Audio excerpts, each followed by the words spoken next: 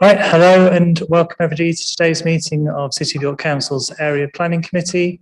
My name is Councillor Hollier. I'll be chairing the committee this evening. To my right, we've got Gareth Arnold, who's the Council's Development Manager. We've got Jane Mellor, who's the Council's Democracy Officer, and Heidi Lehane, who's a Senior Solicitor, to sort of help us through the meeting and just make sure we're kept on track. I'll just note we've got one substitution today. So we've got Councillor Looker substituting for Councillor Webb, so welcome. Could I just ask then if the committee have any declarations of interest? Councillor Fisher. Thank you.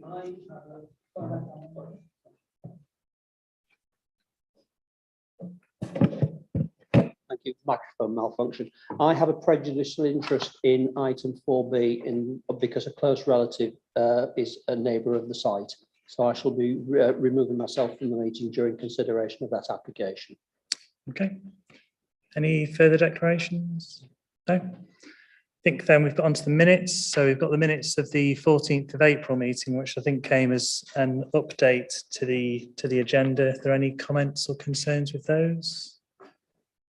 Can't see any, so I'm happy to sign those when I get a free second. Item 3 then, so there's no speakers under the general public participation remit of the committee, so I think we can move straight on to the plans list. And item 4A, which is the former B&M stores site.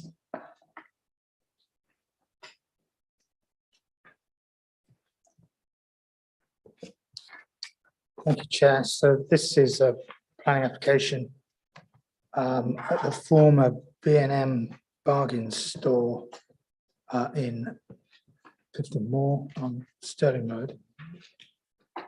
Oops.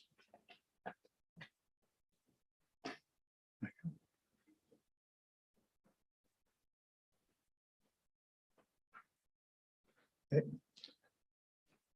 So this is the site. You have the Roco gym there, the Pure Gym. One of the Clifton Moor retail parks here, and this is the ring road, Northern Ring Road. You can see the former, or rather the footprint of the former building on the site. And the proposal is for the construction of a building comprising five industrial commercial buildings, units within the building. And then at the front of the site, there would be a coffee shop with a drive-through element, its own parking. So parking and circulation here for the commercial units. Some photographs. So this is looking across the site. This is the entrance into the site for Stirling Road, the Roco gym, trees which are subject to tree preservation orders. This is the north of the site, so that's the footpath cycleway heading towards the retail park. And this is the existing landscaping which is in the highway verge.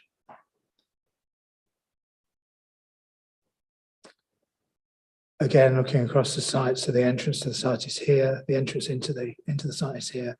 The Roco gym there, and Pure Gym there.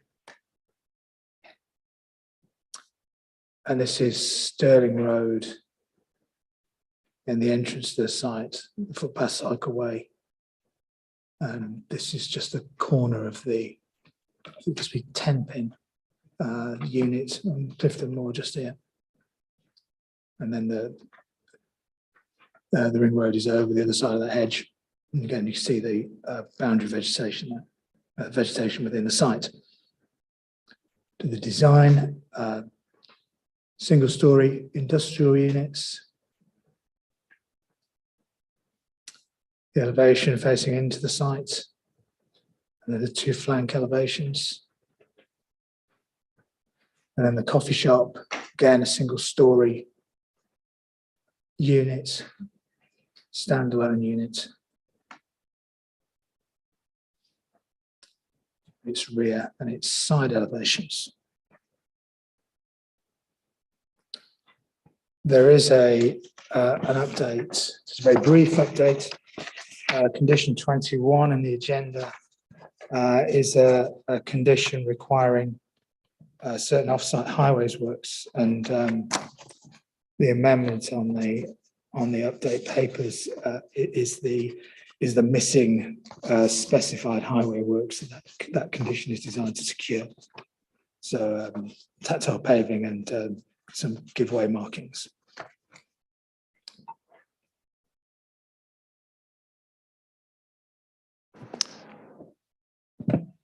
Apologies for lateness. I presume I probably have to sit out of this one, do I? Or Yeah, Am I I think too you late? need to, even though you've just heard sort of missed the first couple of minutes, it's Yeah. probably best to just. Shall I leave the room and come back? Or I don't think that's necessary. I Unless, just have to sit out Yeah, of yeah, I the. think you just- Right, okay, thank you. yeah. Okay. Okay. If there are any initial questions members have got just on the plans and the photos we've seen, and then we'll come back to general questions after we've heard from the public, if that's okay. Councillor Crawshaw. Thanks, Chair. You've actually just skipped past the picture that I wanted to just go back to. There was a shot from the entranceway from Stirling Road, sort of looking back along. So it's further on. Yeah, that one. So am I correct? You can just see a very low fence sort of in the left of the vegetation on the right of the cycle path. Is that effectively the boundary of the site? Because I just want to understand, I know there's been a question mark about some of the site screening and the vegetation, and a lot of it is in the highway verge. I'm just trying to understand how much of that vegetation and potential screening might be within the boundary and therefore potentially could be removed. We're just going to go back to site plan. So I think you can see on the site plan, bottoms is where the access was, where the photo was taken. I think that everything up to the security fencing is highways land. So the red line boundary is the line of the security fencing. So there if is we that could go- landscaping is highways land and can't be Okay. removed. There will be additional, you can just see strip of land. So if we could go back to the photo again, because Yeah. the fencing I was referring to was just a low wooden fencing. But so that security fencing, I think the On the security fence, inside yes, is is- the red is the line site boundary. Yeah. okay. And then if we could just look at the other, there was another shot which was further around Stirling Road, because there's this question raised about Unit 1 being potentially drawn back in. But yeah, I think that's the shot. So that shows us all of that vegetation there is also within the highway village That's and would correct. be retained. Yes, that's Thank correct. you. That's great. Any further questions just on the plans? Councillor Melly. Thank you, Chair. It says here from Highways Network Management, comments made regarding two-way passing into the drive-through access, but it doesn't say what the comments were. Is that concerns that we need to have shown on the plans, or have they been resolved? I think there were fairly general comments that were resolved by the plans that you can see here. And I think, and then the conditions that secure them.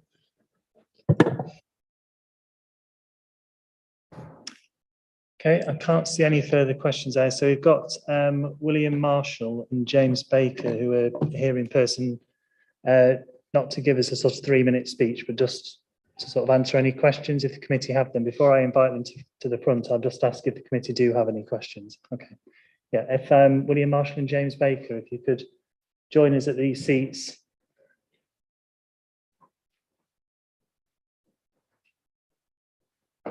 And I think I'm right, you don't have a sort of pre-prepared sort of speech or anything, you're just here to answer questions. Yeah. Thank you. Yeah, Councillor Crawshaw. Thanks, Chair, and thanks for coming today. Hopefully it's quite straightforward. I just wanting to confirm, as the planning officer has just said, so the red line boundary, as you understand it, was where it was described being along the sort of metal fence line inside of the highway verge, because I think it's just wanting to be clear that the screening of the site isn't going to That landscape disappears. Sorry, yeah, there's Yeah, a, that's it. Yeah. Has that worked? Yeah. Am I right in thinking your concern is that the landscaping remains around the, yeah, Yes. which it will, because that's not within our ownership. Yeah. And I think we're adding two, actually. We have a landscaping scheme that will add two. Yeah, yeah. No, that's great. I just Okay. wanted to confirm that. That was the only Yeah, sure. only question. Thank you. okay, any further questions? Councillor Melly? Thank you. The unit with the EB use class, the cafe, is it proposed that that would be drive-through only, or would it also be walk-in? Yeah, it'll be a walk-in as well. Oh, thanks. Yeah. Okay, can't see any further questions, so I'll just thank you for sort of coming along this evening, short and sweet. Thank you.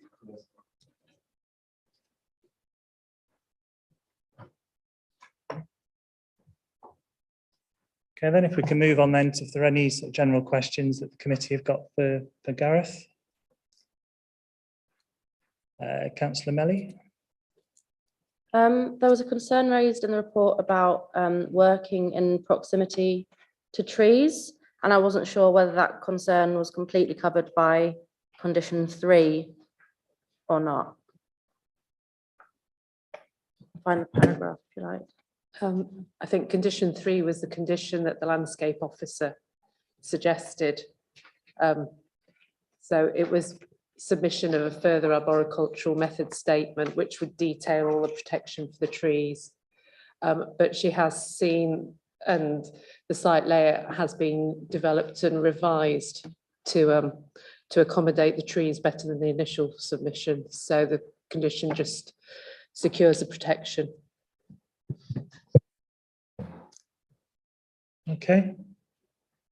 Can't see any further questions at this point, so if we're happy then to move into debate, and Councillor Crawshaw. Thanks, Chair. I think with the reassurances that we've had about the landscaping around the site, it's really good to see a site coming back into use reasonably quickly after it was out of use. So I have no qualms about proposing that we move to accept the officer recommendation and approve. Thank you. Anybody willing to second? Councillor Fisher? Happy to second that. It's very good that this site has been brought back into use after the fire which destroyed B&M, so I'm happy to second this. Okay. Any further debate? Can't see any. So Gareth, if you could just give us a quick summary of where we are. And Thank you, Chair. So it's been moved that permission be granted with the subject to the conditions in the report as amended by the update. okay, thank you. If I could then see all those in favour of the proposal. I think that's unanimous, so that's approved. Okay, thank you very much.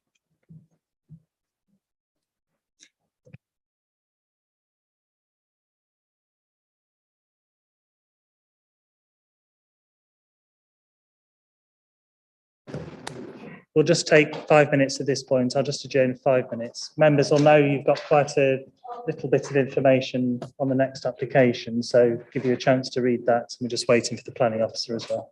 Okay.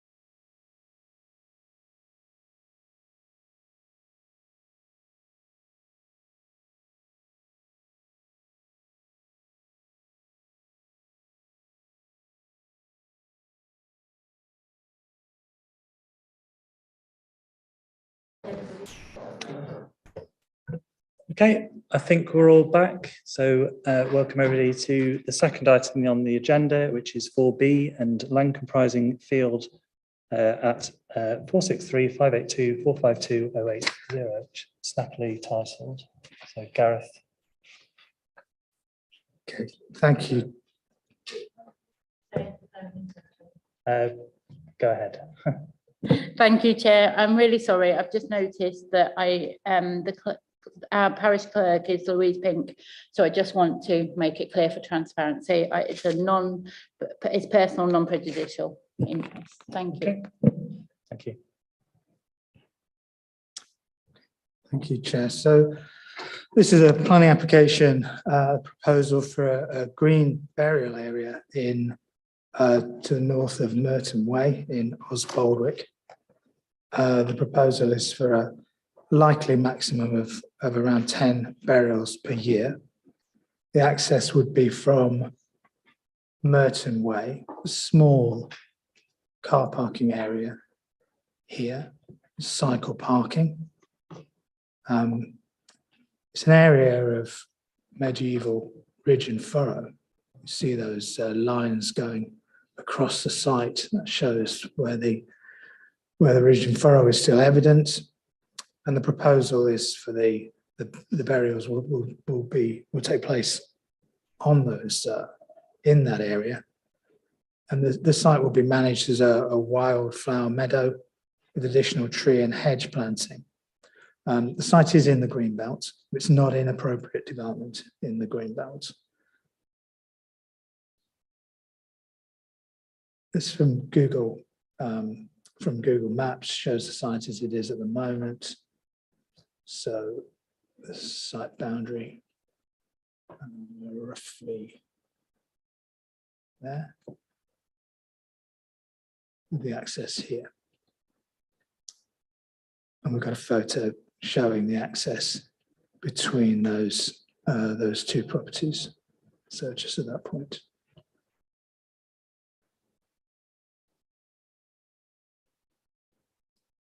That's the presentation.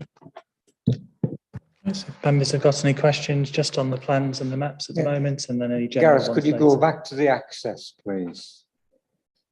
Right, okay. Thank you. Okay. Any further questions at this point? Councillor Crawshaw? Thanks, Chair. Could you just show us on the sort of aerial view of the site?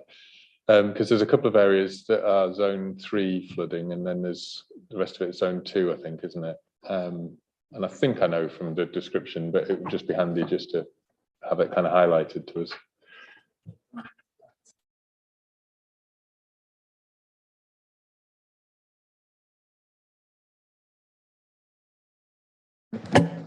Most of the site is flood zone 1, but it's this area here and along this boundary, which is zone 2 and 3.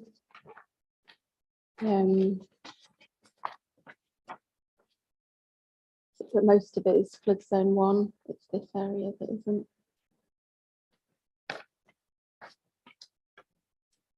Okay, Councillor Crawshaw?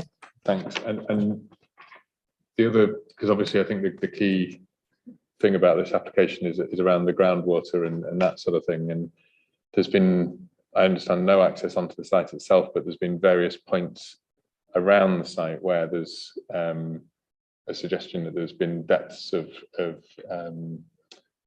groundwater that are sort of, I think it's 1.2, 1.3, 1.4 below the surface.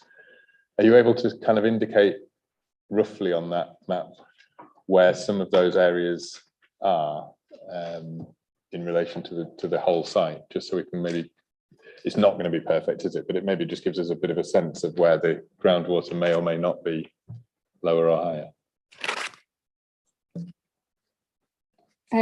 So in the original submission from the applicant, we were advised that the groundwater was about 1.4 metres based on information they had from elsewhere. The internal drainage board also advised there was a high water table, and then the applicant prepared a Tetra Tech on behalf of the applicant prepared a tier 1 risk assessment, which looked at the British Geological Survey data boreholes. So that was work that had already taken place. It wasn't work that they did or that we did. And their report, they set out the borehole data from the British Geological Survey that they gathered. So where the groundwater strike was at 1.2 metres, was 75 metres to the south. So I can't point exactly where it is because I don't know. Then there was also, so there's a list of 9 boreholes that Tetra Tech have identified, ranging from 15 metres to the southeast. I don't know where they're measured exactly from on the boundary, but it's 1.4 metres. Which way is this map? Is this oriented? So this is north. So the top. north is up, yeah. So 50 metres to the southeast, there was 1.4 metres. 75 metres to the south, the groundwater was struck at 1.2 metres, 80 metres to the east, so 1.1 metres, and another one at 80 metres to the east at 1.4 metres depth.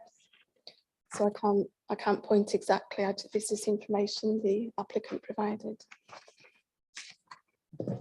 So I'm just sort of trying to understand that. So would it be correct to say that most of the boreholes are sort of in the, as we're looking at it, the kind of the bottom right of the picture, which is also where the sort of highest flood risk zone is as well on the site? And then the burials are proposed to be sort of up where the ridges are. Is that?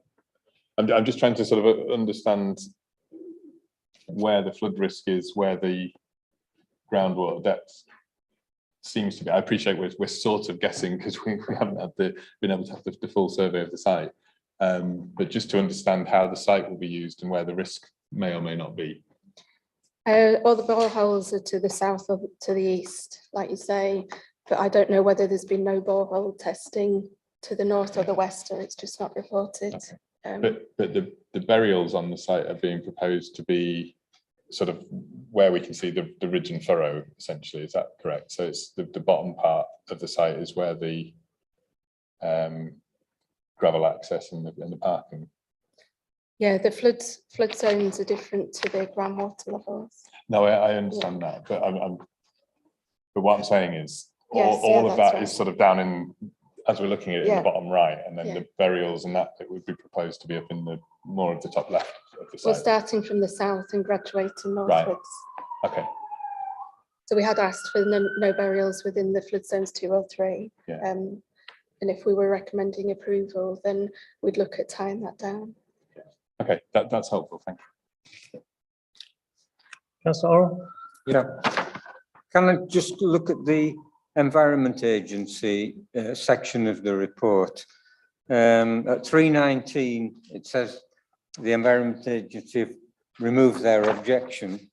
Then in 322, there's a paragraph there about things that hadn't happened, and the 5 requirement next to it, which don't seem to fit in with the Environment Agency withdrawing their objection. So is there any way of clarifying that?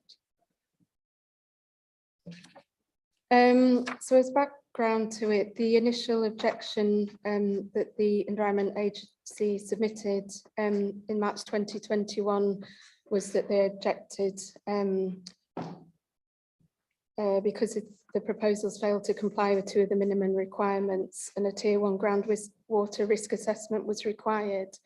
They then subsequently withdrew their objection after further information was provided by the applicant, but they then carried on highlighting that the basic 5 requirements that we should make sure we were satisfied could be met.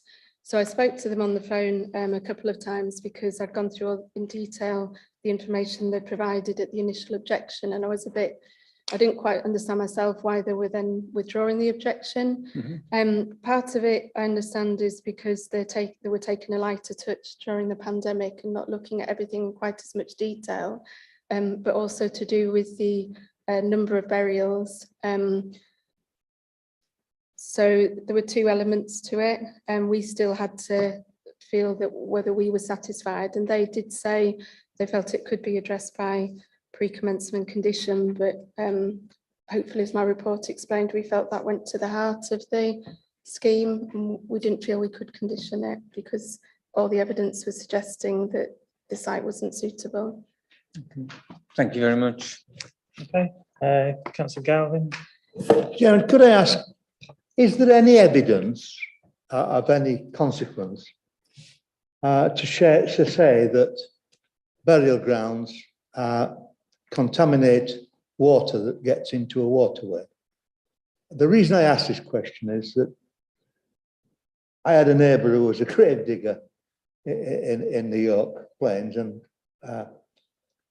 water was a regular feature in graves. So if there is evidence of if there is contamination, one would have thought there is an element of evidence. Is there such evidence? I don't buy it, quite frankly, but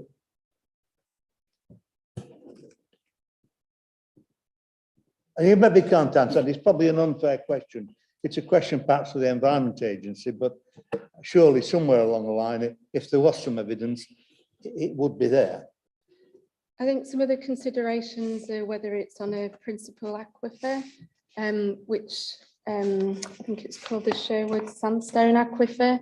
So there's lots of considerations for whether a site's suitable. They provided further information that the ground above the aquifer is filtered by the type of soil between it. So they were less concerned about it being on a principal aquifer, and also because of the number of burials.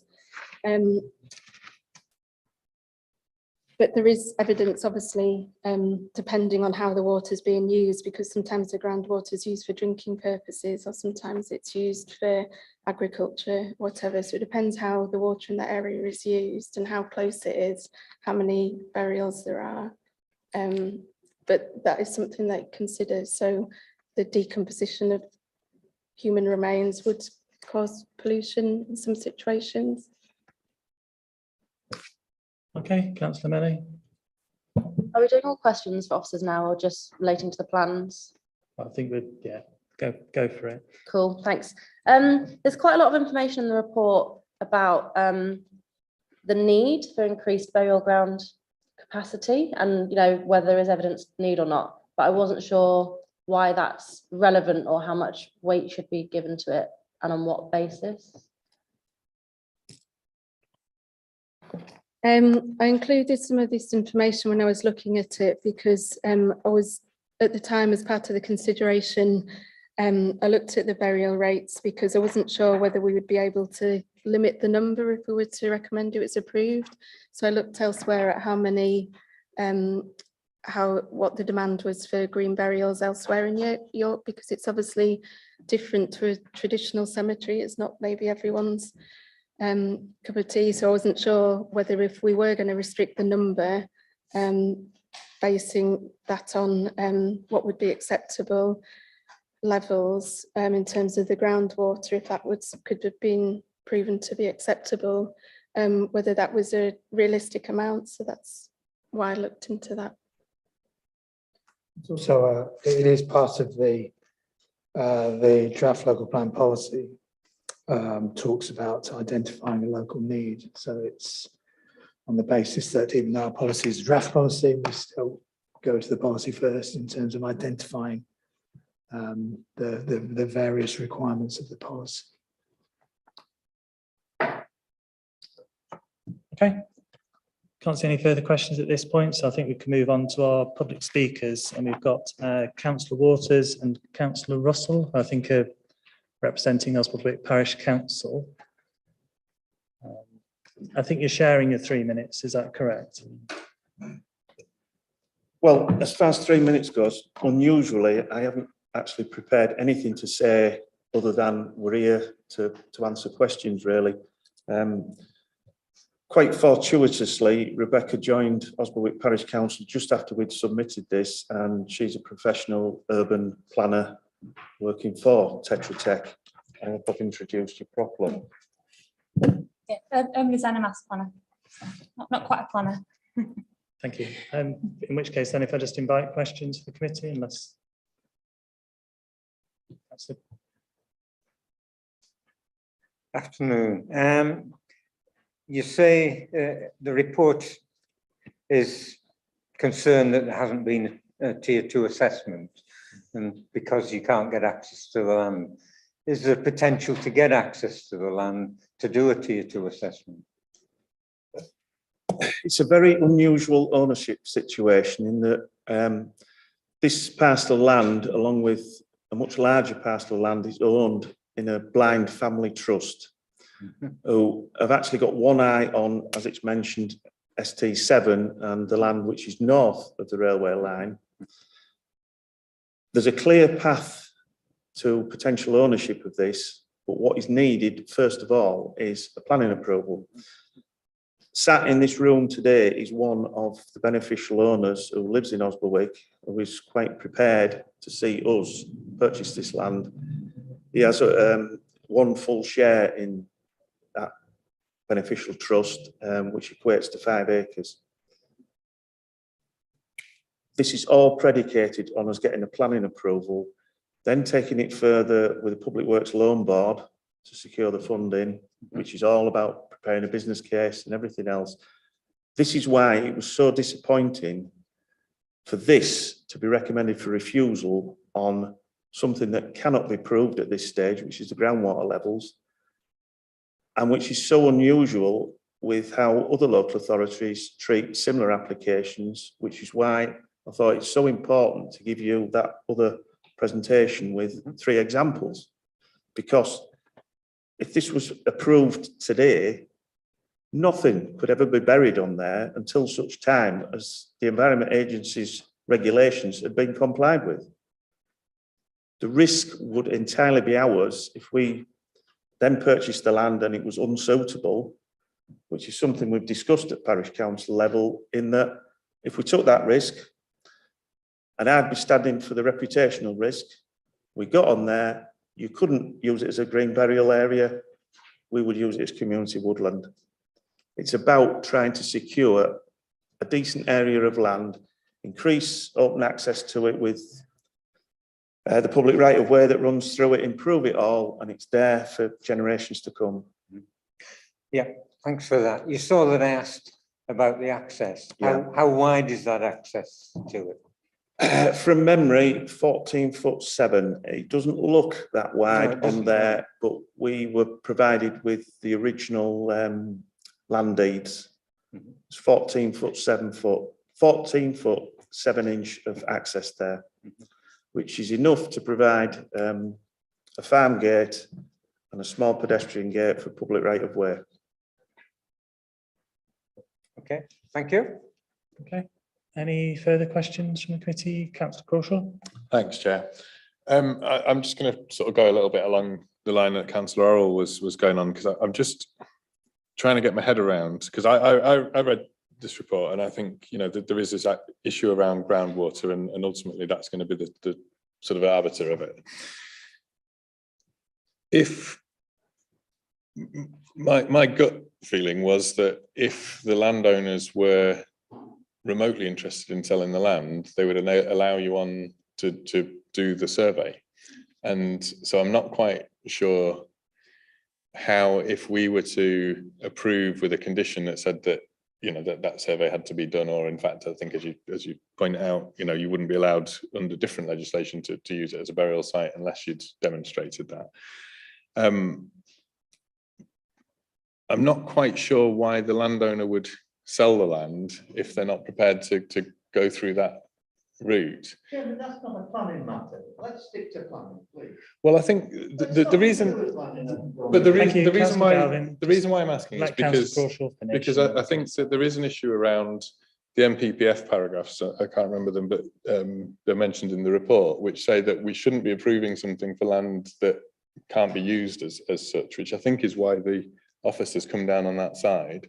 So I'm just trying to understand how realistic it is, I suppose, that the land would actually be sold if the permission was granted. And you said that there's a clear path that's predicated on the need for the permission to be in place.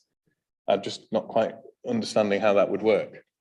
If I answer part of that and then hand over the groundwater issues to Rebecca. As I said, there is a clear path to ownership. As I say, we've got a willing owner that would be willing to part with his parcel of land, who's not trying to seek a windfall as it being part of a wider ST7 development area. It's very, very complicated and it involves a lot of private financial matters that if you actually looked on the planning file and saw how difficult dealing with the trustee that's actually administering this area, you would probably understand, and it's probably not appropriate to go any further into it at this stage. But rest assured, there is a clear path to us trying to acquire this plot of land. Yeah, regarding the groundwater, my geo team obviously looked at that, and with the report, they recommended that a tier 2 assessment was done after obviously this was approved, really, because it's not something that normally is discussed at this stage. I would from experience with other developments and things, it's usually something you look at afterwards. I don't know quite how it works for the green burial site necessarily, but I think from what they recommended, obviously it needs the boreholes, it needs the drilling, but at this stage they did recommend that it was kind of okay, wasn't it? Just to try and assist you, when you were talking about the tier 1 assessment referred to historical borehole testing from British Geological Society. I'm guessing, and this is what a lot of this is about, because if you can't get on the site and actually carry out your own borehole testing, it's guessing. The 15 yards to the southeast, it will probably have related to the development off Murton Way, which was Beckett Drive. And I'm sure Gareth's aware of the difficulties that were encountered there with the planning approval, the groundwater levels, the drainage swells, and then the subsequent public right-of-way issue. It's not at all relevant to the groundwater levels that you may encounter on that site. The topography of that site with the pronounced ridges, which in some cases are 3 or 4 foot difference in ground levels. You know, we said at the outset when we submitted the application that groundwater could be a problem, and for openness, we included developers' borehole testing from 260 yards to the north of this site. It's just an indication that groundwater could be a problem, but we mentioned the topography of this site, which we thought would overcome that. But as I say, it's all guesswork until you can actually carry out a tier 2 testing program. Okay. Can't see any, sorry, can't see any further questions there. So I'll thank you for your time this evening, and if you're able to return to the public section.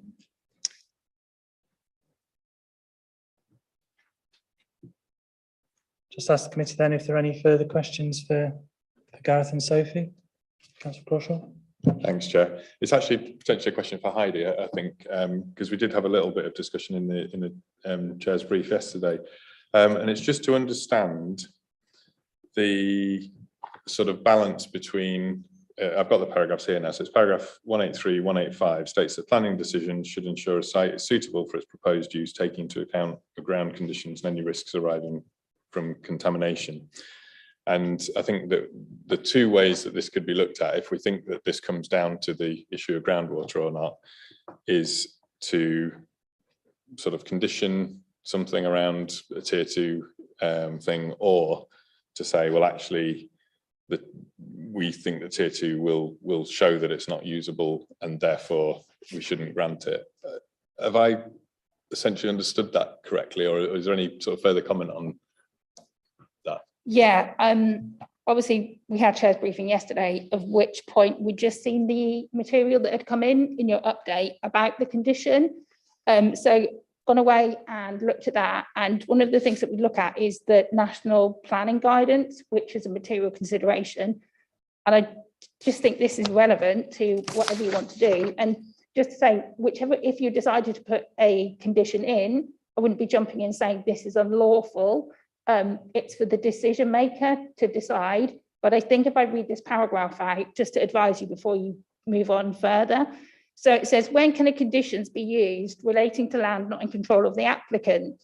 Conditions requiring works on land that is not controlled by the applicant or that requires the consent or authorization of another person or body often fail the test of reasonableness and enforceability. However, it may be possible to achieve a similar result using a condition worded in a negative form, which we know as Grampian conditions. So not to commence something until something happens.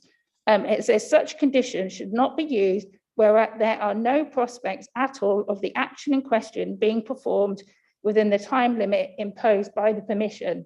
So it's at your discretion, but you need to consider whether you think it would be possible for that to happen. And that's a judgment for you as decision maker. You've had the recommendation where they've judged that and the planning department has judged that, but that's something you need to consider. That's a material consideration. Hope that helps. Thank you. Sorry, would you, I can take my mask off briefly.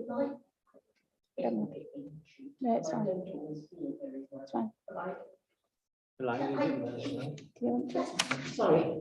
Sorry, I need to make myself heard.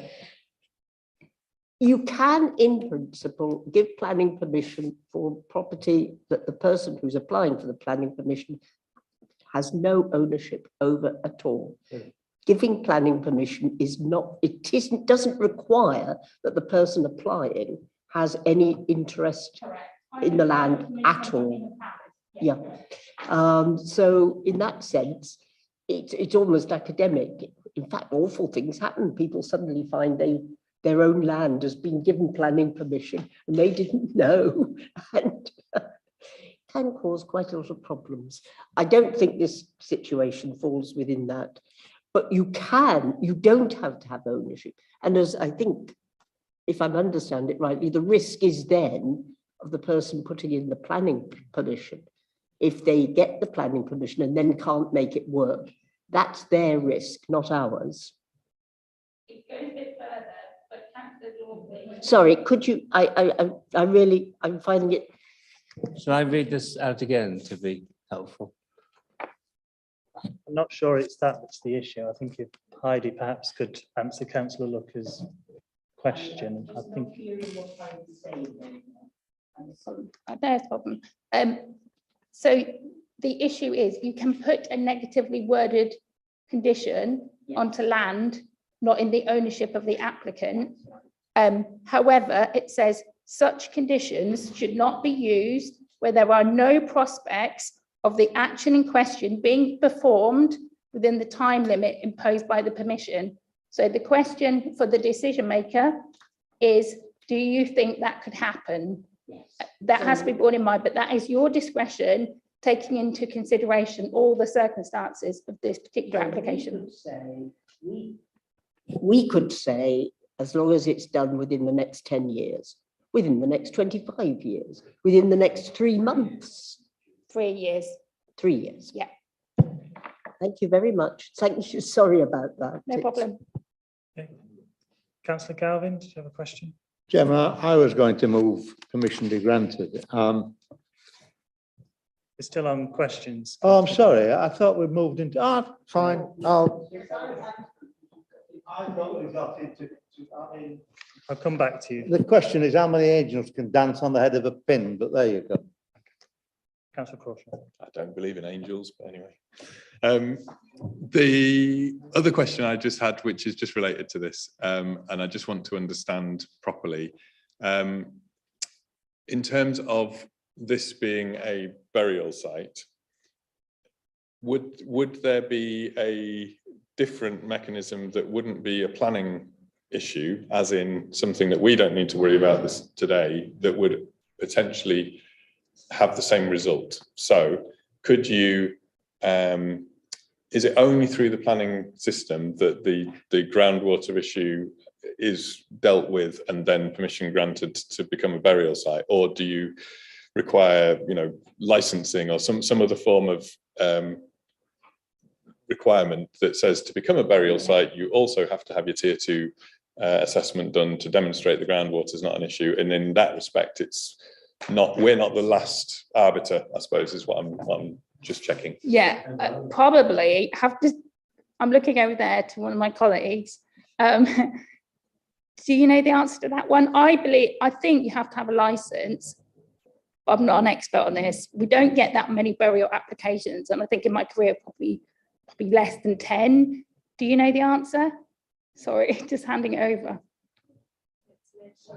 Sophie. The Environment Agency have environmental permits that they provide, and they can take enforcement action if things are not done as they should be done. They do set out these 5 minimum requirements as well, but they're the people who regulise the burial in terms of the impact on the environment and giving the permits.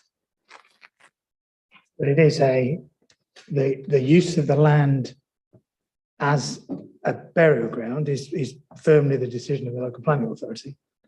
And the requirement that we follow policy within the MPPF in those paragraphs 183 and 185. I mean, our recommendation here was we've taken into account whether a Grampian condition, a negatively worded condition, would be appropriate, but we felt that because the issue of groundwater and the water table level was really at the heart of granting that planning permission, that the correct approach would be to address that point, make sure that the water table was at a level that was safe before granting planning permission. Now that clearly places the applicants into a bit of a conundrum, because if they can't get access, they can't do those tests. But we've recommended what we feel is the right approach, given what we know about groundwater levels in the vicinity, as advised by the applicant's own tier 1 test. Okay.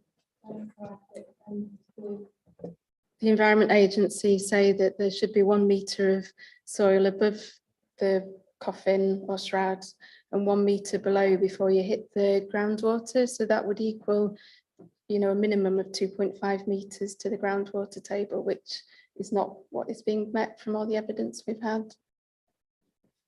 Okay. We've got a few people with questions. I come to Councillor Galvin, then Melly, Crawshaw and Orrell. Is it not the case that ultimately, as to whether this will be what is suggested, we're entirely down to the decision of the Environment Agency? I know from my own ward where there was an extension to a graveyard, and I can assure you it was a lot nearer to the river and to flooding than I suspect this is. And the Environment Agency did everything that they could to ensure, and I use the word safe, and I'm not quite sure what unsafe would be, but they had to jump through hoops before the Environment Agency would let it. In other words, even if we gave planning permission with a blessing, the Environment Agency could still stop it happening. Is that not the case? This is what I understand from Councillor Waters, and to be fair to Councillor Waters, I don't always agree with him, as he well knows, but I think he's probably right, certainly right in this case.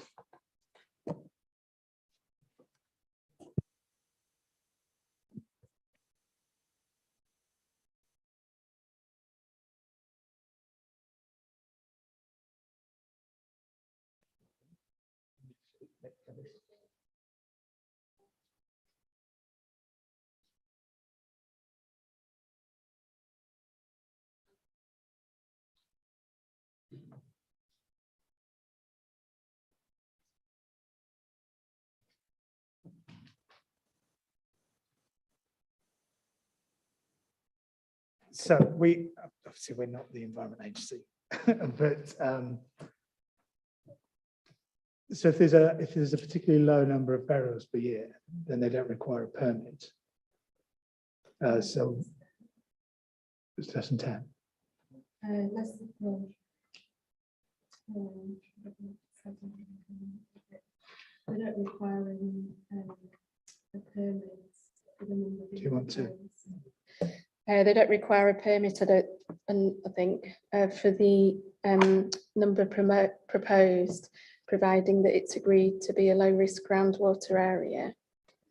But that still the minimum groundwater protection requirements are required for each site. And there's 5 of them, and we felt that requirements 3 and 4 was not being met, and we had to be satisfied that those were being met. So there is the 2-level process, like Gareth explained, with the planning permission having to be considered by ourselves, but also a second environmental permit and controls undertaken by the Environment Agency. But if it wouldn't solely be an issue for the Environment Agency,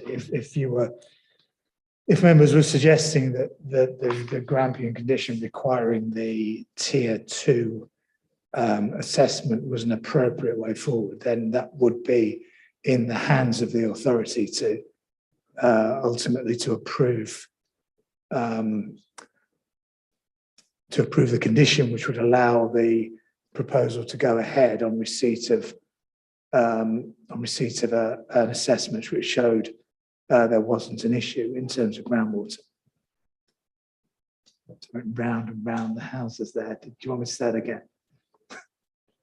Okay. But are they not still, in essence, the licensing authority? I mean, you can apply to build the works, but the Environment Agency will control the effluent or whatever you're going to do. They have the final say, and if they stop you doing what you're doing, it doesn't matter what you've got planning permission for. Is it not the case here that ultimately, irrespective of what we might think as a planning committee and officers might think, the Environment Agency are going to have the final say? Is that not the case? Yes. Yeah. Oh. Yes, they would have the final say, I believe. Well, okay. There's the answer, Chair. That's the Melly. Thank you. I'm just wondering whether there's other grounds for refusal, whether we might get into debate and discuss archaeological preservation, and then this tier 2 assessment maybe isn't so relevant because there's other grounds to refuse, or if we're minded, if this tier 2 assessment is the only reason to refuse, then can we not just approve subject to that assessment? And then that kind of approval in principle, subject to the tier 2 assessment, might be enough to gain access to land to do the assessment, but the planning permission wouldn't actually be approved unless that assessment was deemed, adequate and acceptable in planning terms. Well, I don't know, I was trying to move us forward a bit and come up with a solution to this. Like discuss other grounds for refusal and establish whether there are any others or not. And then maybe that would help us decide how to proceed. Well, the report, in terms of officers' view, identifies the groundwater issue as the only reason that we suggest the application should be refused. And there are other issues in the report, but none that we feel couldn't be overcome by conditions. And the point in front of you is whether you feel that actually a negatively worded condition would be appropriate. Permission would be granted. My concern is that effectively you're refusing the permission through condition, because none of the evidence we have suggests that tier 2 survey would be successful. But it's a bit of a stab in the dark because we don't know. Well, I'm not thinking necessarily approve with it as a condition and then, with today as the approval date. I think it happens quite often in planning where we approve something subject to something else, like subject to a 106 agreement, and the approval date and the decision notice doesn't actually go out until that later date. The approval doesn't happen when we make that vote. If it's approved subject to something else, it can be months later on some occasions, right? I think, yeah, this is a slightly different situation. I think if we'd been given information by the applicant that there was a reasonable prospect that they would be able to undertake this survey, in a couple of months' time, then we probably wouldn't have reported to you. But as you heard from Councillor Waters, they don't feel that they will be able to get access to the land unless planning permission has been granted. So if you came to a resolution where you were minded to grant subject to getting that assessment, then I think all we'd have would be an application sitting in our books until such time that we decided we'd take no further action on it and it was closed. So I don't think that would take the proposal any further forward. Okay. Councillor Crawshaw?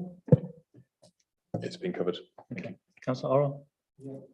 I think Heidi said that we shouldn't give permission if we didn't think there was a reasonable chance of the condition being fulfilled or along those lines. If it's not carried out within 3 years, it just lapses anyway, doesn't it? That's correct. It would lapse. It was guidance, not me saying you shouldn't, but that's the guidance that actually, are you confident that actually that work could take place? Is it reasonable that it could take place? Your judgment call. Who knows? When you say, are we confident, would case law suggest that would need evidence, or is it a kind of, it is possible that is? I could find you court judgments, and I could also find you appeal decisions that go both ways, where sometimes inspectors say I feel there's sufficient information to be able to go forward and put this condition on, and I could find you decisions that say I don't think it's sufficiently covered. So I really is in your hands, I'm afraid. Councillor Crawshaw. Okay. Yeah, just following the same train of thought. Councillor Galvin, would you mind? My understanding of what everyone else has said is that it's perfectly reasonable for us to think that it might be possible for the condition to be applied, and that we haven't got any evidence either way as to whether the groundwater level in the area where they actually want to do the burials will be acceptable or not. So it seems to me reasonable that we could look at putting that condition. And what my question was going to be phrased as originally was, I don't see it, it doesn't seem to me to be any harm in doing it that way, approving it with the condition, because the only risk, as Councillor Orrell said, is that the time runs out, and that risk is with the applicant. So is that correct? Is there any harm? Sorry, that was my original question.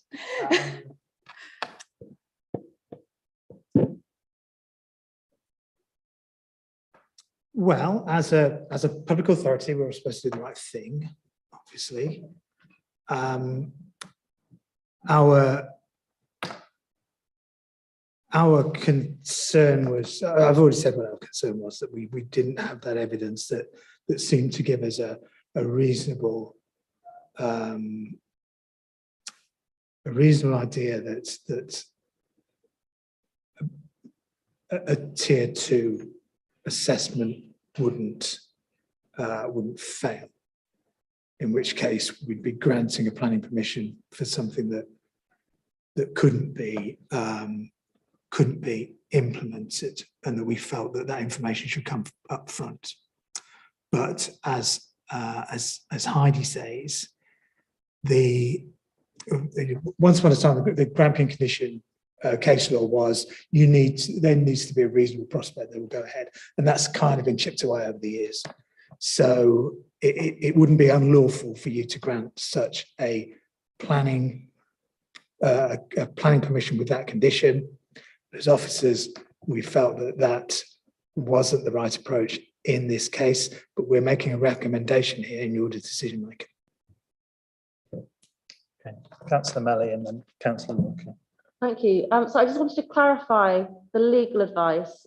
So what you were saying about us needing to have confidence that the work condition can actually be reasonably taken place and that sort of thing, is that specifically to do with it being a condition and the condition being reasonable and enforceable, or does that also apply if it's approved subject to, but not a condition? That advice is just in relation to Grampian conditions. But obviously, you should be putting conditions on generally that are reasonable and enforceable, and that just goes back saying this just in relation to conditions on land outside of the ownership of the applicant. So does that help if I confuse that up? Because the advice I gave is just for Grampian, but the 6 tests applies regardless. So, and one of those is reasonableness. Another one is enforceability. So you have to bear them in mind anyway. Thank you. Okay, Councillor Looker and then Councillor Crackhill.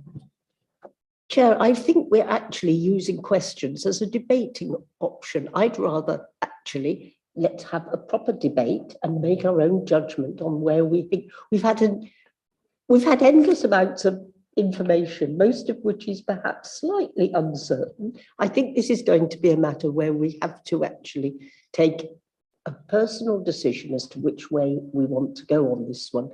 But I really do think we can go round and round and round in this in total circles, and we aren't getting very much further. I think we know pretty well where we stand. I would like to say let's move to debate, please, Chair. Can we? I think we've just got Councillor Crackhill and then I'm sure we can. I think I can be quite quick. This is specifically a question of clarification.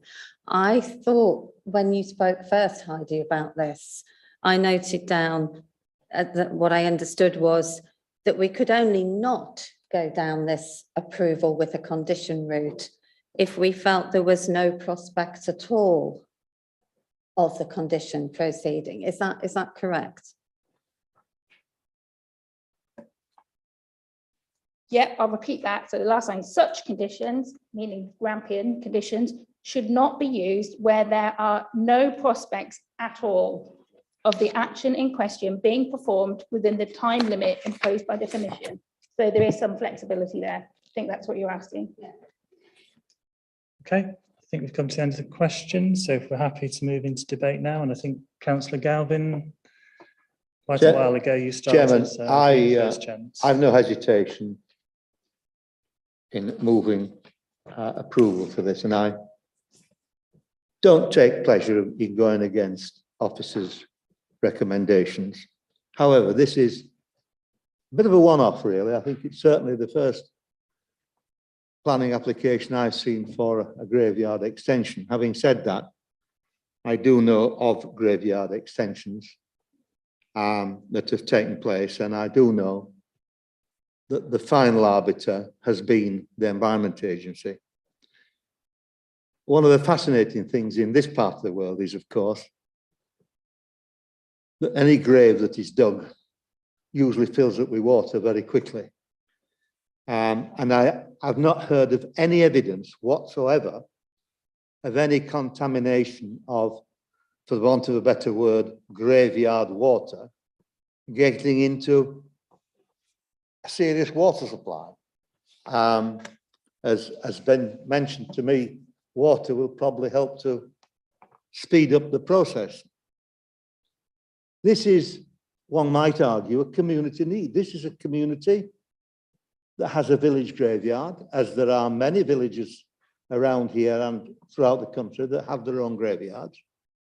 And to residents of villages, their village graveyard is very, very precious.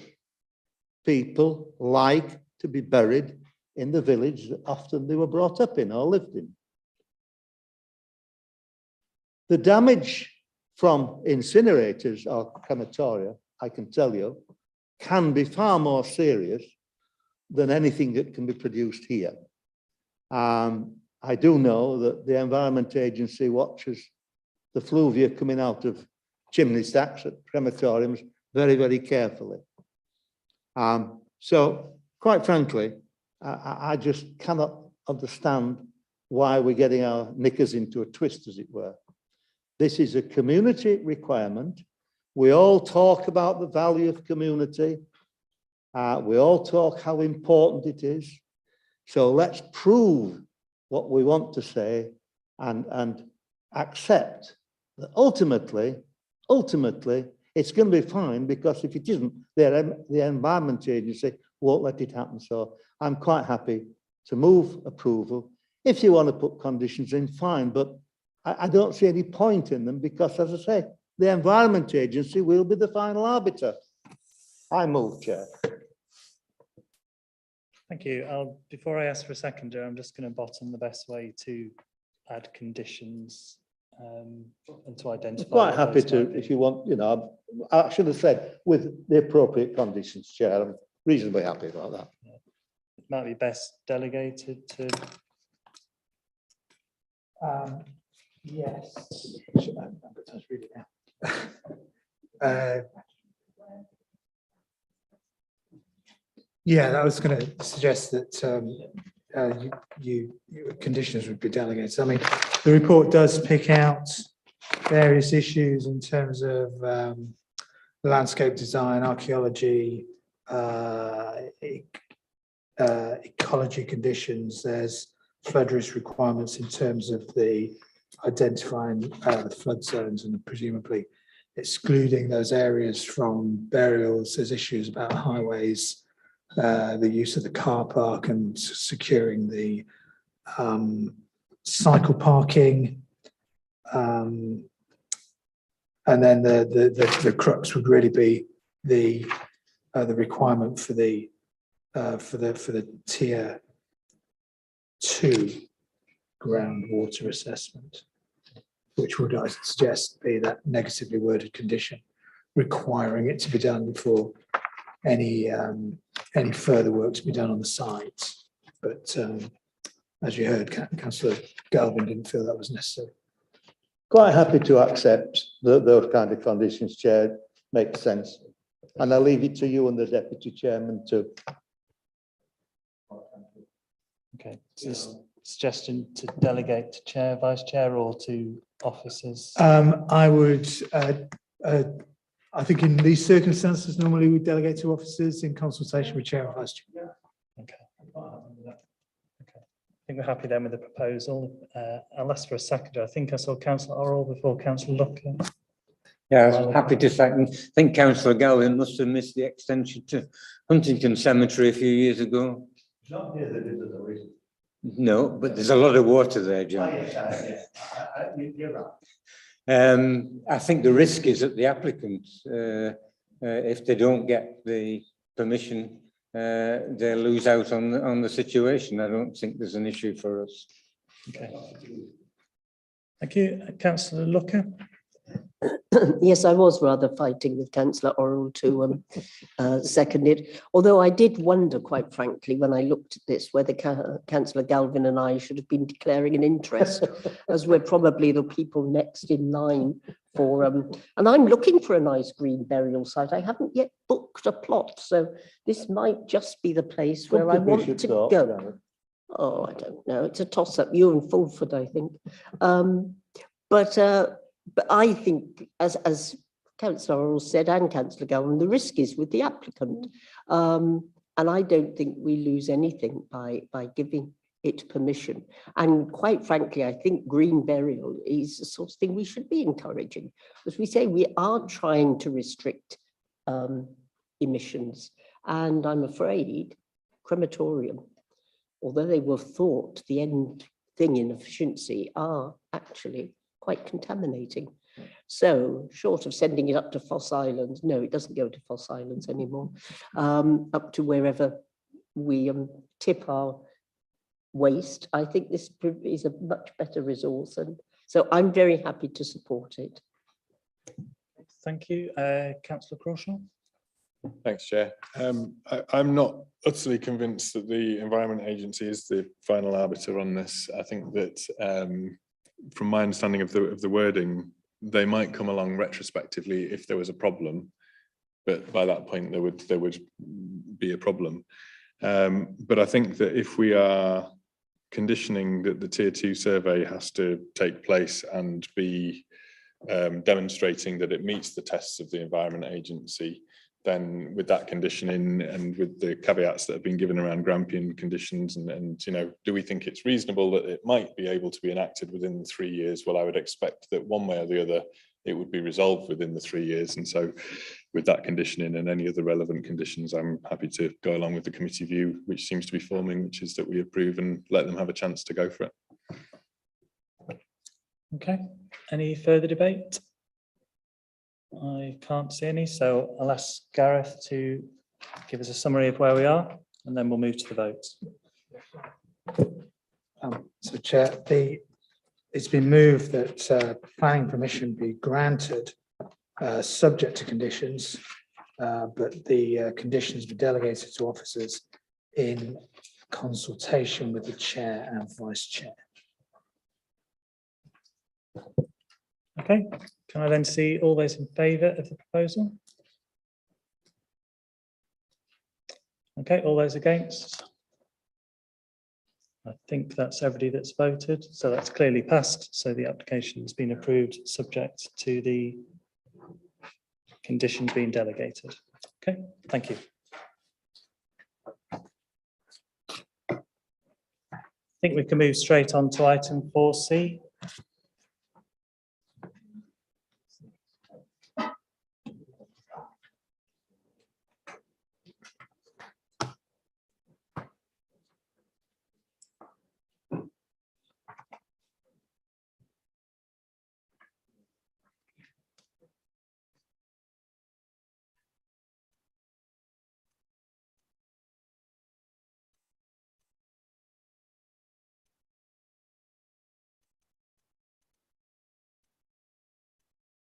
And to item 4C, which is Church House, and Gareth, if you're able to.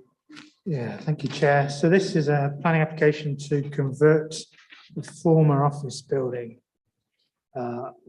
outlined in red on the screen, known as Church House, into 11 apartments. So the site is in the Central Historic Core Conservation Area. I'll just go through the photographs. So it's from a photograph from Ogleforth you can see St William's College and the Minster behind.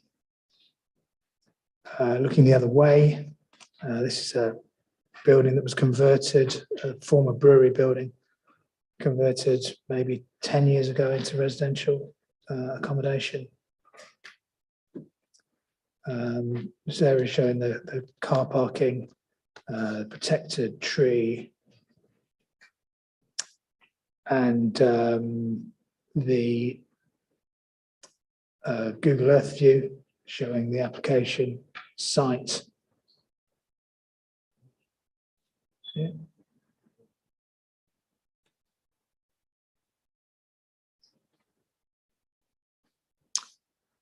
So the scheme proposes 3 flats on the ground floor. There's 2 bedrooms and a 1 bed. On the first floor, there are 2 bedrooms and a 1 bed. Second floor, a 1 3-bedroom and 2 1-bedroom flats. And in the roof area, 2 2-bedroom flats.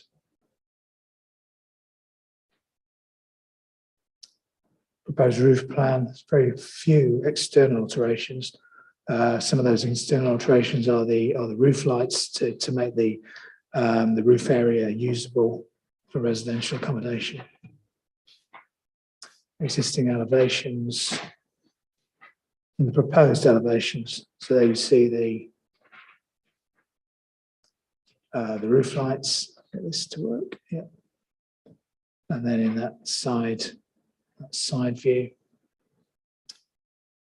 Other external alterations are the bin store and the bike store. It's there. And then this ramp and steps to give level access to the entrance door, which is raised. Oh, that's it. Okay, I'll ask the committee then if there are any initial questions, and I'll repeat just on the plans and maps and pictures that Gareth's got to hand. If not, then we're able to move on to our public speakers. The first is Johnny Hayes. Yes, if you'd like to join us, and I believe you do have a 3-minute speech, so. I do. Before I start, actually, I wanted to speak in favour of the application, but I also wanted to make some general points about affordable housing. And I was sort of torn between whether I should speak at the beginning or speak in approval. And essentially, I'm wanting to be on 2 stools. So I wondered whether that was okay for me to proceed, or do you want me to come back at another time? I think as long as your speech on this occasion is under 3 minutes, then all right, that's okay. I didn't realise it was all about time. Yes, I'll give you a warning. Sorry? I'll give you a warning with 30 seconds. Oh, sorry, I think you said I've got 30 seconds to go. I thought I'd have a lot. I'm very pleased to speak in support of the application by York Minster for the church house development. I fully support the new Section 106 agreement as described in the present officer's report, with 2 apartments being provided on the site for affordable housing, with remaining 106 contributions being spent elsewhere. But I would like to raise some concerns about Section 106 contributions in general. When the application last came to planning in January, earlier this year, I was going to object to the application on the grounds that the officer's report recommended the affordable housing contribution of £365,000 should not be spent on affordable housing, but on restoring a stained glass window in York Minster. The application was withdrawn by the Minster just before the planning meeting was held. I understand this is because this might lead to serious concerns about how affordable contributions should be spent. But the question is, why did this situation arise? Why was York Minster advised by City of York Council that £365,000 of affordable housing money could be spent on restoring a stained glass window? Now, I don't blame York Minster for this at all. I think that they were trying to do their best for the Minster and were following advice provided by City of York Planning and other senior officers. They are not the experts and were, I believe, simply doing their best. But this raises lots of questions, fundamental ones, about how Section 106 money is calculated and used. Developers can claim that a development is not able to make an affordable housing contribution because the development is not financially viable to pay for the appropriate contribution. Yet the financial viability assessments are supposed to be provided to planning committees by developers, and they are either not present in advance or totally inadequate. They might at best simply provide an executive summary with virtually no detail at all. Yet there are legal precedents that insist that detailed full viability assessments must be provided for committees and the public. This is not happening in York. I would like to question why this isn't happening. And I would also like to ask that this be referred perhaps to scrutiny or an audit and governance for this to be looked at, because I think it's a very important question and one that needs to be looked at. But I would like to support the Minster because I think that their proposal is an excellent one. Thank you. I'll just ask if the committee got any questions at that point. And I can't see any, so I'll thank you. No, for your time nobody this ever does evening. not ask me any questions. Thanks very much. Thank you. We could move on then to Alexander McCallion, who's speaking as the applicant in support of the application. Yes, you've also got 3 minutes to address the committee, and if you'd like to make a start in your own time. Thank you. Good evening, committee. My name is Alex McCallion. I'm the Director of Works and Precinct at York Minster. Members will be aware that York Minster Neighbourhood Plan sets a policy-led approach to how we care for York Minster and its 6-hectare precinct over the next 15 years. The Minster is a scheduled monument and a Grade 1 listed building. It draws hundreds of thousands of visitors each year, nearly 750,000 in 2019. It has afforded the highest heritage protection in English planning law. Preserving York Minster and conserving its many architectural treasures of stone and glass sits at the very heart of our neighbourhood plan, which seeks to ensure that future generations can enjoy the Minster as we do today. It costs over £22,000 a day to care for and operate the Minster. The Minster receives no ongoing government funding or Central Church of England financial support towards the care of the fabric, and relies entirely on the generosity of our community, paying visitors, funding bodies, and the careful management of our investments to generate income to sustain its care and operations. Church House is the 4th project to come forward under the emerging plan and proposes the repurposing of one of Chapter's existing assets into residential accommodation. Church House will be retained and the flats let as normal short-hold tenancies. We will not use the units as holiday lets. Income generated will contribute towards caring for the Minster. Over the next 15 years, York faces a fundraising target of £30 million. Members will have seen our interpretation boards, which talk about being in a race against time to protect our medieval windows.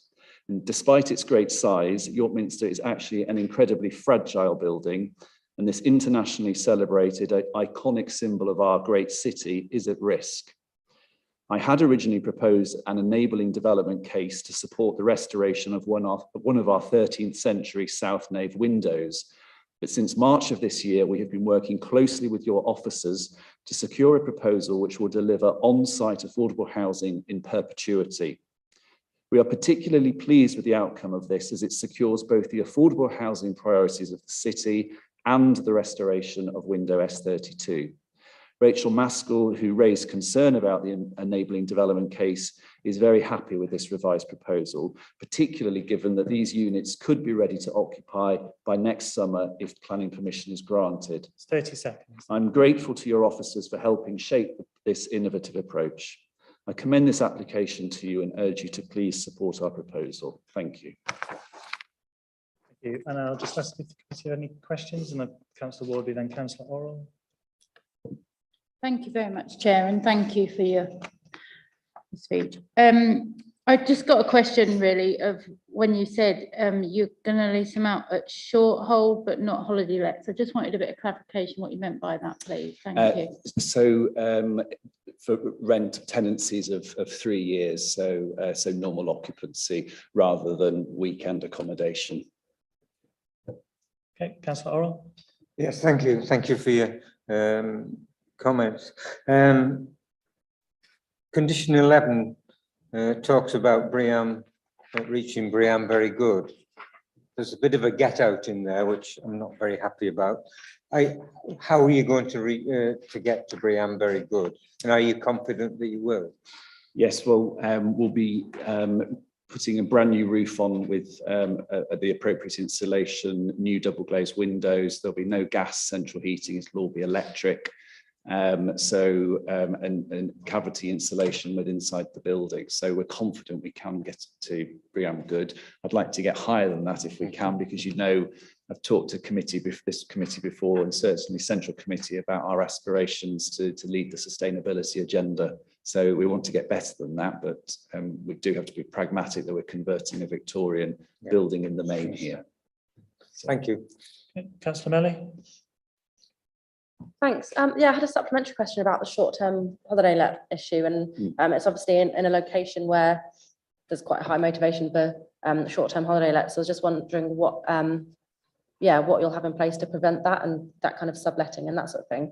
And also I'm just looking at the plans and trying to see what makes these plans suitable for truly residential letting rather than holiday lets. So I'm just trying to understand from the plans where there's things like storage space. So obviously outside there's storage space, things like cycles, but then inside, it looks like there's storage space that isn't inside the apartments, that's on the landing. That's right. So we've used space on the landings that the tenants will have lockable entries to maximise storage. Within our neighbourhood plan, we're looking at converting properties of 8, 9 and 10 Minster Yard eventually to holiday lets. But we don't want a portfolio that's fully holiday let, because in normal times that's quite a volatile market. Church House is there to guarantee a regular annual income. And to put that income into context, it will cover the cost of the restoration of one nave aisle window a year. So, and we've tried to adapt the building as best we can for residential accommodation. So why isn't this storage space accessed from inside the apartments? Why is it accessed from the shared hallway? Just because that's how our architects have advised us, and it's the best use of the space. So that it'll be secure storage as part of the let. That's right, yes. So each kind of storage space will be assigned to one particular apartment, and only those residents will have access to it. Okay, thank you. Okay, Councillor Crawshaw. Thanks, Chair, and thanks for coming to speak to us this evening. Just a quick question, because it's fantastic to have affordable housing actually on site. We so often see commuted sums, and it's great to have it on site. I just wanted to understand what your sort of mechanism will be for setting, because all of this is rental, so presumably you'll set a market rent on all of the properties, and that's fair enough. On these 2 affordable units, will you then set that at 80% of the rent of one of the other 1-bed units, or will you take a sort of a citywide level, or how will you set a rent for a genuinely affordable, Yes. as opposed to, say, letter of the law type affordable? Yeah, I think it'll be a minimum of 20%, but that'll be led by government, the level that's set by government. And I'm looking at Office of Support here for the terminology of the cap that's set by central government. But that will be set out in the Section 106 agreement, obviously, if members are minded to grant consent. Looking at the level of local housing allowance, so that would be a standard approach in York rather than a bespoke approach for this particular unit. So sorry, just to be clear then, so the rental will be set based on the City of York, not that, say, there's 10 blocks, you know, the 1-bed flat is, say, £1,000 a month in a market rent, and so it'll be £800 a month because it's 80% of the rent of that particular block. It's just to get my head around rather than it being a critical issue, but yeah.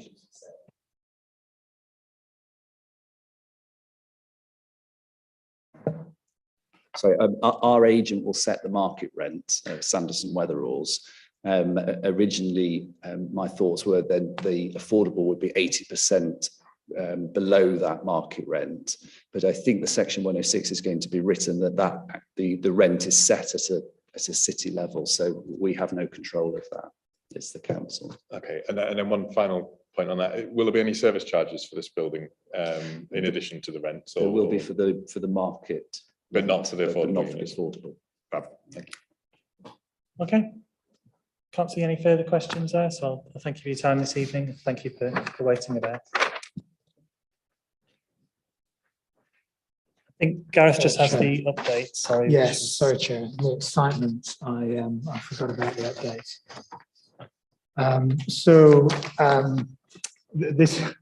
This was an update to effectively an update to the report that came in January, which should have been incorporated into the report, into the agenda report, but it was overlooked by myself. So it just reports there's no education requirements, no education contribution requirements. There are lifelong learning and leisure requirements in terms of open space and off-site amenity space, and they're already incorporated into the recommendations in the papers. There's the two additional representations as well, one about the affordable housing and one about the Airbnb net. And then on the page 1, 2, 3, there's an addition to the appraisal which discusses about the need and the reasonableness of the open space contribution. Okay, I'll just ask if the committee have any questions at this point. Councillor Melly. Thank you. So in terms of the amenity, open space and play equipment section of the 106 contribution, will that all be spent at the burial ground, open space and Clarence Gardens, or is that just a suggestion of some of the places where it might be used? It's a suggestion of some of the places that it could be used. Because I think there's other open spaces within the catchment area as well, aren't there? Yeah. Well, what our colleagues normally do is identify what they feel is the at the time we ask them what they feel is an appropriate place to spend. But obviously there may be other locations that come through in the fullness of time, which are more appropriate.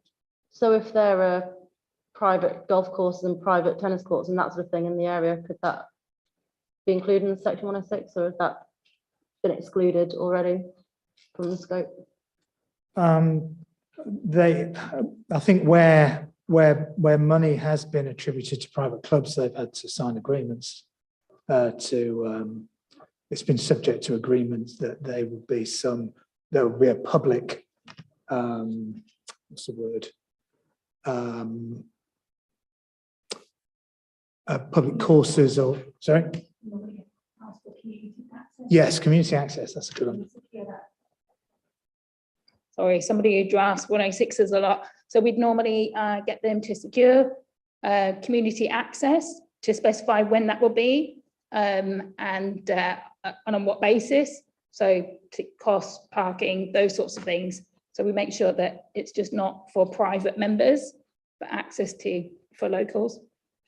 Yeah, so recently there's been money given to, I think, the English Rugby League club to increase girls and women's taking part in those particular sports as part of the Section 106 payments. Okay. Off the top of my head. Can't see any further questions. So if we're happy then to move into debate, Councillor Crawshaw.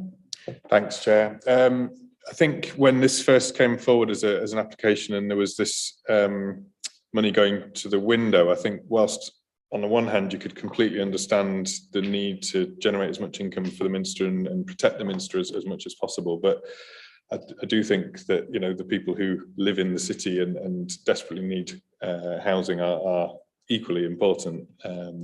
Great though the Minster is. So I'm really pleased to see that this has come back with this revised 106 agreement and you know, I've already said it once, but it's I think so important to actually see affordable housing units physically being delivered, not a commuted sum going elsewhere. I'm really pleased with the answers that we heard from Mr. McCallion about the way in which these units will be let and the way that the rental amounts will be arrived at. And so I have no reservations about recommending approval on this. Thank you. Anybody willing to second that? Councillor Daubney. Councillor Daubney. Okay. Fantastic. Any further debate at this point? No. So if we're happy then to put it to the vote, and Gareth, if you're able to give us a quick summary. Okay, so it's been moved that permission be granted, subject to the prior completion of the Section 106 agreement as outlined in the recommendation, and then also the conditions as outlined in the report. Thank you. So if I could see all those in favour of the proposal. Okay, I think that is unanimous, so that's approved. So thank you very much. I think Mr. Hayes, you suggested putting a proposal to scrutiny. It's slightly outside the remit of this committee, but I do know they're working on their work plan at the moment, so I'm happy to forward that suggestion to the relevant chair, and I'm sure they'll feed that in as they're producing their work plan for the next year. Okay, thank you. So there's no urgent business, so I'm happy to close the meeting there. Thank you, everybody.